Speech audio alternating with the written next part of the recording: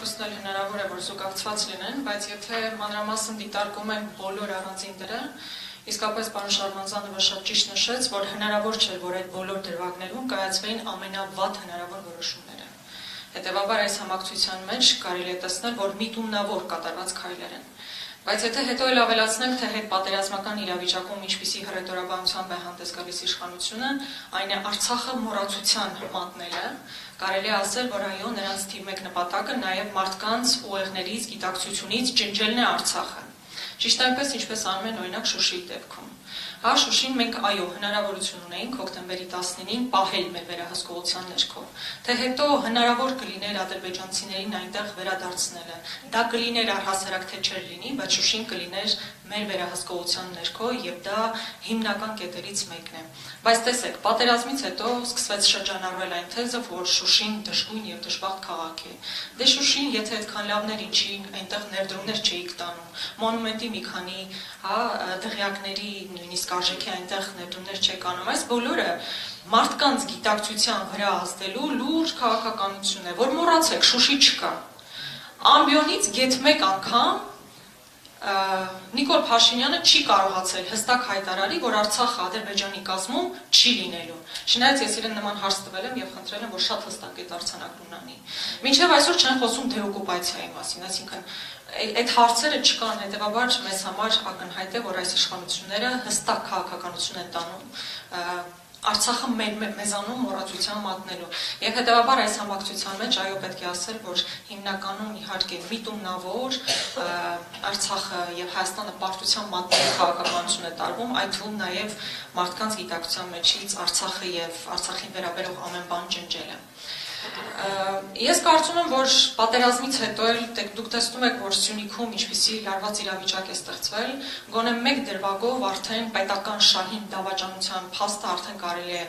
արձանագրել, այն է, երբ դեկտեմբերի 18-ին, չնայած որևէ կերպ նախատեսված չէր նոյեմբերի 9-ի հայտարարությամբ, Կովսականից եւ Սամսարից հետ են քաշվել զորքերը եւ ինչպես երեքն է հայտարարեց, իր միանձնյա որոշման արդյունքում։ Ինքը կարող էր արդյոք նման որոշում կայացնել։ Ես կարծում եմ իրավապահ համակարգը պետք է անհապաղ զբաղվի այդ հայտարարությամբ։ Եկեք արդարացումներ հիշենք Տիկին Գրիգորյան, ասում եք կանխել եմ ավելի մեծ պատերազմը, ձեզ ճշմարտանման են դնում այդ արդարացումը։ Ես եթե վերլուծեմ իր երեք էր այդ հարցը, երեք չէ առաջին օրը։ Տեսեք ինչ է ասում։ Ասում է դա արել եմ, որովհետև ունեի համոզմունք, որ Սյունիքին վտանգ է սպառնում։ Այսինքն անվտանգային հարցեր կազմակերպելիս, այսինքն սպառնալիքները չեզոքացնելիս, երկրի ղեկավարն առաջնորդվում է, որտեղ ուներ տենց համոզմունք։ Այսինքն, հա, նույն հաջողությամբ կարող էր ասել, ինչ որ մեկը տենց ինձ մի բան ասել է, սուրճի թեյի քննարկման ընթացքում նման բան հնչել է։ Այսինքն ոչ թե հնչեցնում է կոնկրետ փաստեր, տվյալներ, ասում է պարզապես նման համոզմունք եմ ունեցել։ Եվ երկրորդը, որ շատ ավելի սյուռ է, ասում է ես հանձնել եմ այդ տարածքները, այսինքն հրաման եմ տվել, որ հետ քաշվեն, որպեսզի ուշադրություն, ստրատեգիական նշանակության ճանապարհները չկորցնենք։ Որքանով ինձ է հայտնի այս պահին Գորիս-Կապան ճանապարհը առնվազն մի հատվածը գտնվում է Ադրբեջանի տնօրինության ներքո, տիրապետում են նրանք։ Այսօր ես մեծ ցավով պետք է ասեմ, օրինակ, որ երբ Գորիսից ուսուցիչը գնում է, որպեսզի որոտանում դաս տա, ինքը ամեն օր ստիպված է ադրբեջանցիների կողքով անցնել, արգելապատնեշների, նրանք էլ մանրազնին ուսումնասիրում են, ով է անցնում մեքենայում եւ այլն։ Այս իրավիճակում ենք ապրում։ Գորիս, ներողություն եմ խնդրում, Կապան ճակատեն ճանապարհը, որը եւս ռազմավարական նշանակություն է հաշվի առնելով, որ դեպի Մեղրի տանող մեր այլընտրանքային ճանապարհն է եւ մի քանի գյուղեր կան այդ ճանապարհին վրա, եւս անցել է նաեւ ադրբեջանական վերահսկողության ներքո։ Հետևաբար այն պնդումը, որ ես սա արել եմ, որպեսզի չկորցնենք ռազմավարական նշանակության ճանապարհները, մեղմ ասած անհեթեթ է։ Հետևաբար որևէ կերպ սա ուղղակի անհնար է արդարացնել։ Շատ լավ։ Դուք խորհրդարանում հասկանալով Սյունիքի առանձնահատուկ նշանակության մասին շատ եք խոսում։ Ես պիտի հիշեցնեմ դերևս նախընտրական շրջանում Պաշտպանության հանձնաժողովի նախագահի մի միտք, երբ առաջարկում էր ընդհանուր արտակարգ կառավարում սահմանել Սյունիքում, վերացնելով փաստորեն ընտրված համայնքապետերի ինստիտուտը, իշխանությունը առ այսօր քննարկում է եւ 2 օր առաջ էլ խորհրդարանական հարցու պատասխանի ժամանակ բավական ցավալի շեշտադրումներով խոսեց, Գորիսում ընդդիմության տեխնացուի հաղթանակի մասին, առաջիկայում սպասվում է մարզկենտրոն Կապանում համայնքապետի եւ ավականու ընտրություն։ Փորձենք հասկանալ, թե այս ընտրության որքան էլ որ տարօրինակ կարող է հնչել, տարածաշրջանային եւ աշխարհաքաղաքական նշանակությունը որն է։ Այսօր տպավորությունն այն է, որ Սյունիքը շատ ավելի կարեւոր է թուրք-ադրբեջանական տանդեմի համար, քան նույնիսկ Արցախը։ Եկեք հիշենք նաեւ 3 օր առաջ Էրդողանի զավթված Վարանդայի օդանավակայանի, նորակառույց օդանավակայանի բացման արարողության, ապա եւ Կովսականում նրա ասած խոսքը, որին բացարձակ որևէ մեկ ուշադրություն չդարձրեց, էլ չասած իշխանությունից որևէ հակադարձություն չեղավ։ Նա ուղղակիորեն ասաց հետեւյալը. այս ճանապարհը տանում է մինչև ուր, հարցնում է շինարարության ղեկավարին, ասաց մինչև Հայաստանի սահման, ասաց այս ճանապարհը ավելի հեռուն էլ կտանի եւ մենք դուրս կգանք մինչև Ստամբուլ։ Այսինքն խնդիրը դրված է այսպես կոչված արևելյան Զանգեզուրից մինչև Ստամբուլ այդ ճանապարհը գցել։ Էրդողան այդ մասին բացեիված խոսեց։ Հիմա փորձենք հասկանալ սրա ներքաղաքական համատեքստը, որքանով է կարևոր, որ Սյունիքը այս հարցում մնա անարիք, որ Սյունիքում դրածո համայնքապետեր չնշանակվեն ընտրության տեսքով եւ մեծ հաշվով Սյունիքը եւս Արցախի պես ցավոք չկորցնի իր դիմադրողականությունը։ Շատ լավ, ես մի փոքր անդրադարձ կատարեմ նաեւ դուք ասացիք, որ Կովսականում են Էրդողանն ու Ալիևը հանդիպել եւ տարբեր հայտարարություններ են հնչեցրել։ Ես եւ իմ գործընկերները հաճախ ենք խոսում այո Սանասարի եւ Կովսականի ապօրինի առանց որևէ իրավական հիմքի հանձնման մասին, մինչդեռ Նիկոլ Փաշինյանն ամբիոնից շատ հաճախ, խիստ ծաղրական ասում է Սանասար ու Բաղդասար, Բաղդասար ասելով ի նկատի ունի Կովսականը։ Հա, այդ Բաղդասար իր ասած հատվածում այո Էրդողանն ու Ալիևը հանդիպում են ու արդեն տարածաշրջանային լուրջ ճանապարհների մասին է խոսում, մինչդեռ մեր երկրի ղեկավարն ամբիոնից ուղղակի ծաղրանքով է խոսում տվյալ տարածքի մասին։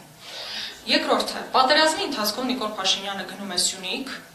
կանչում է բոլոր համայնքապետերին ու ասում է, որ պետք է իրականացվի Սյունիքի ինքնապաշտպանությունը։ Մեր գործընկերներից մեկը շատ լեգիտիմ հարց է բարձրացնում։ Երբ դուք հոկտեմբերի 18-ին, եթե չեմ սխալվում, եկել եք Սյունիք եւ ասում եք պետք է զբաղվել Սյունիքի ինքնապաշտպանությամբ, այդ ինչպես եք կարծել, այսինքն դուք արդեն գիտեիք, որ այն բոլոր տարածքները հանձնվելու են ու պետք է անցնենք Սյունիքի ինքնապաշտպանությանը։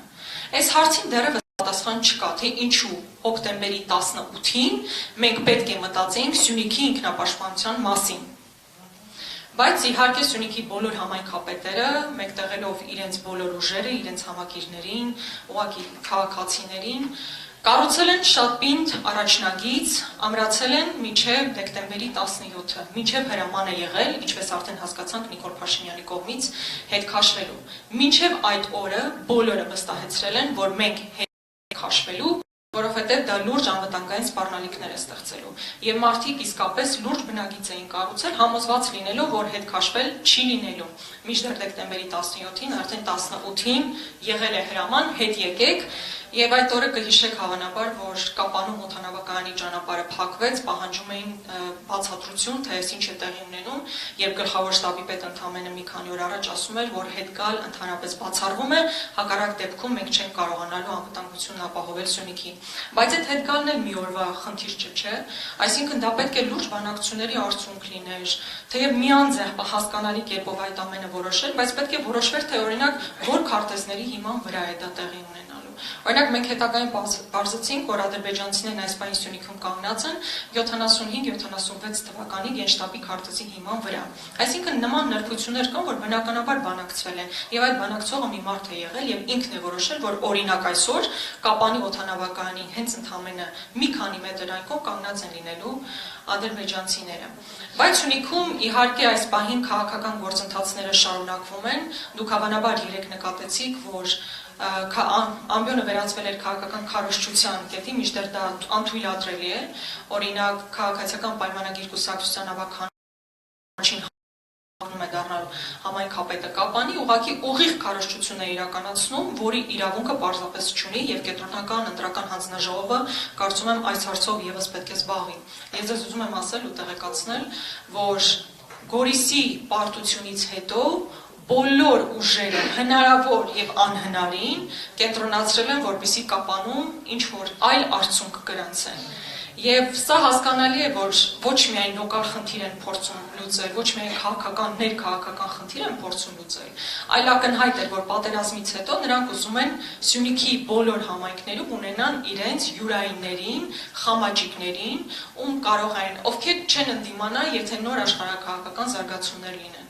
Շատ լավ, մի վերջին հարց ձեզ, Տիկին Գրիգորյան, ես դարձյալ պիտի ցիտեմ ազգային ժողովի պաշտպանության հարցերի մշտական հանձնաժողովի նախագահին, ով ժամեր առաջ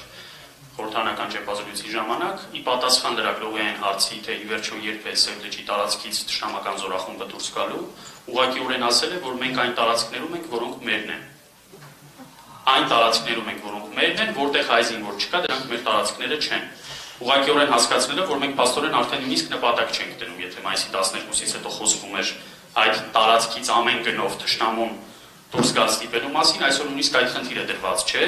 երբ ասացիք 75-76 թվականների խորհրդային միության գլխավոր շտաբի քարտեզներով են Սյունիքում ադրբեջանցիները եկել տեղակայվել, պիտի հիշենք, որ մի քանի օր առաջ Ռուսաստանի Դաշնության նախագահի, ապա եւ Հայաստանի Հանրապետության նախագահ Արմեն Սարգսյանի տված հարցազրույցից պարզեցինք, որ ըստ ամենայնի 20-ական թվականների, 26 թվականի խորհրդային միության գլխավոր շտաբի քարտեզներով է արվելու այդ հնարավոր սահմանագծումն ու սահմանազատումը, մենք կարող ենք ենթադրել Տիկին Գրիգորյան, որ Ադրբեջանը մի քանի տարբեր քարտեզներ է օգտագործելու, տարբեր հատվածներում իր համար ամենաձեռնտու պայմաններ։ Տեսեք, օրինակ, Տավուշի այդ մի քանի անկլավները ձևավորվել են ուշ խորհրդային շրջանում 70-80-ականներին, 20-ականներին դրանք չկային։ Եվ հասկանալի է, չէ, որ Ադրբեջանը նաև ուզելու է այդ անկլավները ըստ 80-ականների քարտեզների։ 70-76 թվականների խորհրդային միության գլխավոր շտաբի քարտեզը վկայակոչելով հետ չի քաշվելու Սևլեջից, ինչ որ քարտեզ վկայակոչելով հետ չի քաշվելու նաև Կութից եւ Վերին Շորժայից եւ այլն։ Բայց ընդհանուր Հայաստանը համարում որ մենք 20-ականների քարտեզներով առաջնորդվեցինք։ Դե դա լուրջ բանակցային գործընթաց է իրենից ենթադրում, այսինքն իդեալական պայմաններում պետք է մտածել, որ հայկական կողմը պետք է իր համար լավագույն քարտեզների վրա պնդեր եւ այդ տրամաբանությամբ, եթե մի օր տեղի ունենա դելիմիտացիան իրականացներ, բայց քանի որ մեկանց որոշել է, որ օրինակ Սյունիքում բանավոր կերպով, բայց հողի վրա դելիմիտացիան կարող է լինել 75-76 թվականների քարտեզով, որով Շորնուխի մի մասը օրինակ հանձնվել է թշնամուն, ապա այս դեպքում ես որևէ վստահություն չունեմ, որ հայկական շահերից ելնելով է, որ առաջ է տարվելու բանակցությունները, բայց Անդրանիկ Քոչարյանի հայտարարությանը գալով, ես կարծում եմ մենք այլևս զարմանալու որևէ բան չունենք։ Երբ նախորդ տարվա վերջին Շորնուխի մի մասը հանձնվում էր,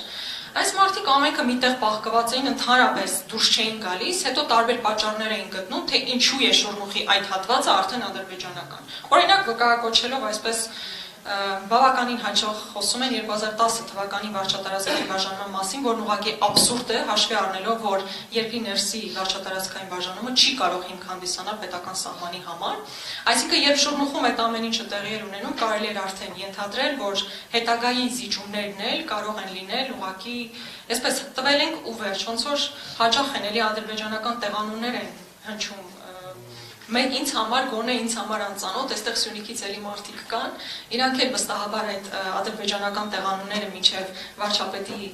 բերանից հնչելը հավանաբար երբեք չէին էլ լսել։ Ինչ վերաբերում է Սևլեջին էլ, Գեղարքունիքին էլ,